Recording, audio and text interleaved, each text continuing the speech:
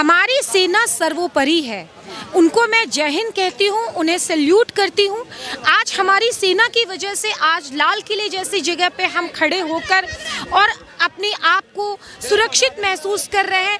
आप याद कीजिए, राहुल गांधी जी को मैं अभी आने वाले 2024 में प्रधानमंत्री के तौर पर बिल्कुल भी नहीं देखती हूँ, क्योंकि उनके कार्यों को। क्या नाम हुआ मैम आपका? मेरा नाम रेखा कुमारी है, मैं दिल्ली विश्वविद्यालय में पढ़ाती हूँ। जी। बात जो चर्चाएं चल रही हैं लगातार 2024 को लेकर, बात करें 2024 की, तो देश का अगला प्रधानमंत्री कौन होना चाहिए?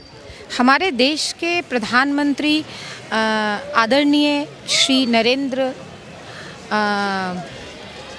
दामोदर दास मोदी जी को होना चाहिए। जी। मोदी जी को क्यों लाना चाहते हैं? मोदी जी को आखिर कारण क्या? मोदी जी हमारे विकास के मुद्दे को लेकर, महिलाओं के मुद्दे को लेकर, हमारी आर्थिक, सामाजिक, राजनीतिक चारों क्षेत्रों में, इसके अलावा सांस्कृतिक क्षेत्रों में हमारा पूर्वोत्तर का क्षेत्र जो था वो काफ़ी दिनों से अपेक्षित था। उसको हमारे धारा से जोड़ने का काम किया। हमारा जम्मू कश्मीर जो था वो हमारे भारत का अभिन्न अंग होते हुए भी वो हमारे देश से अलग था। धारा 370 लगी हुई थी। धारा 370 हटने के बाद वो हमारे देश की प्रमुख धारा में शामिल हुआ। हमारे असम, हमारे उड़ीसा के कई नक्सली क्षेत्र, झारखंड के कई नक्सली क्षेत्र और हमारे और भी ऐसे जो पूर्वोत्तर के ऐसे क्षेत्र हैं जहाँ पे लोगों का विकास पूर्णतः नहीं हुआ था, उस क्षेत्र में इन्होंने बहुत ही अच्छा विकास किया। स्वास्थ्य के क्षेत्र में अगर हम देखें तो कई क्षेत्रों को एम्स जैसे शारीरिक और हेल्थ की जो एक सौगात दी मोदी जी ने, वो एक ऐतिहासिक फैसला है। और हमारे देश में सुरक्षा का काम तो मोदी जी की प्राथमिकता पे रहा। अब उन्होंने स्वास्थ्य पर, हमारे आर्थिक स्तर को बढ़ाने पर, हर व्यक्ति को घर दिलाने पर जो उनका एक ये मुद्दा है, जो ये एक उनकी सोच है, हर घर में स्वच्छ पानी हो, हर लोगों के पास रहने की आवास व्यवस्था हो, हर महिलाओं के पास ईंधन हो, हर महिला के पास गैस की व्यवस्था हो। अगर मैं गिनने लगूं, हर भारत के वासियों के सामने हर किसी का बैंक अकाउंट है, जो कि पिछले 1947 से बहुत कम लोग थे ऐसे ग्रामीण क्षेत्रों में जिनके पास बैंक का अकाउंट था।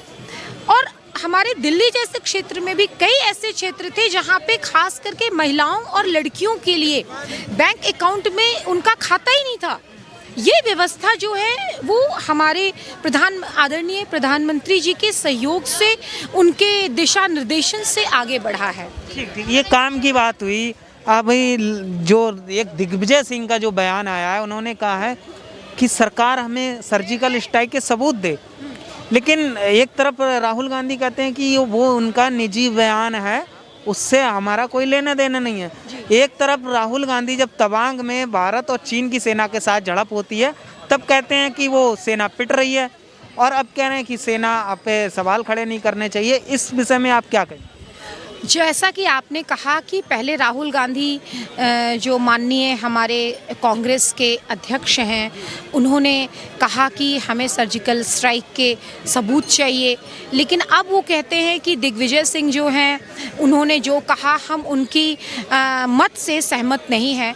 तो मैं इसे एक सकारात्मक सोच और एक सकारात्मक दृष्टिकोण से देखना चाहती हूँ कि उन्होंने भारत को हमारे देश समझकर, अपना देश समझकर इसे बोला, और ये एक हमारे देश के लिए एक सूचक है, क्योंकि वसुधैव कुटुंबकम हमारे देश की जो व्यवस्था है उसे वसुधैव कुटुंबकम कहते हैं। तो अगर राहुल जी ने इतना अच्छा प्रयास किया है तो इसे हमें सकारात्मकता से करना चाहिए और इसका स्वागत करना चाहिए, और बाकी लोगों को इससे सीख लेनी चाहिए कि जब आपका अध्यक्ष इतनी अच्छी सकारात्मक बातों को कर रहा है तो उनके बाकी के पार्टी के सदस्यों को भी सकारात्मक सोच के साथ हमारे भारतीय राजनीति में आकर एक अच्छी पहल की है और आगे भी करनी चाहिए। लेकिन जो सवाल, सेना पे सवाल खड़े उठाना, सवाल उठाना कि सेना पिट रही है, सर्जिकल के स्ट्राइक के सबूत मांगना।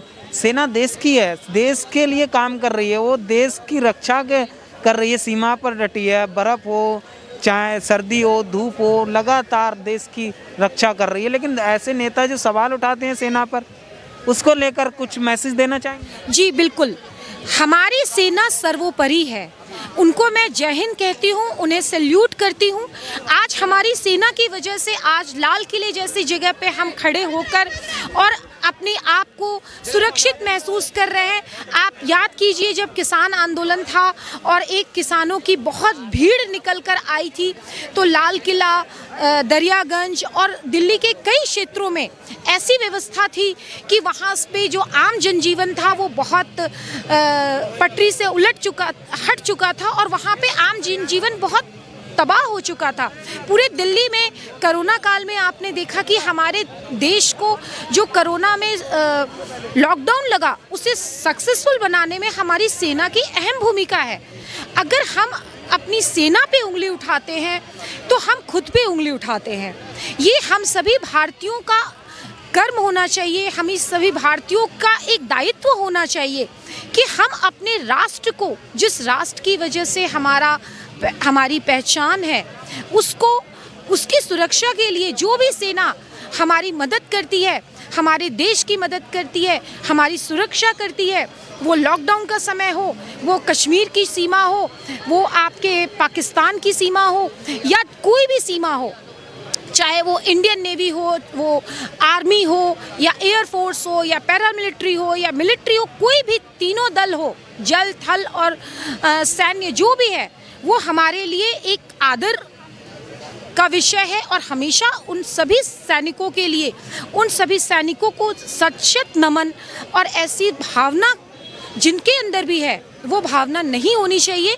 और ऐसी सोच को हम अपने सकारात्मक सोच के साथ ही बदल सकते हैं। लेकिन सवाल ये है कि कांग्रेस के जो राहुल गांधी अभी भारत जोड़ो यात्रा कर रहे हैं, अब कश्मीर में हैं, इतनी सारी सिक्योरिटी को लेकर चल रहे हैं वो, और फिर भी उस पर सवाल उठाते हैं। बिल्कुल, आपने अपने सवाल को ही अपने सवाल में ही अपना जवाब दे दिया।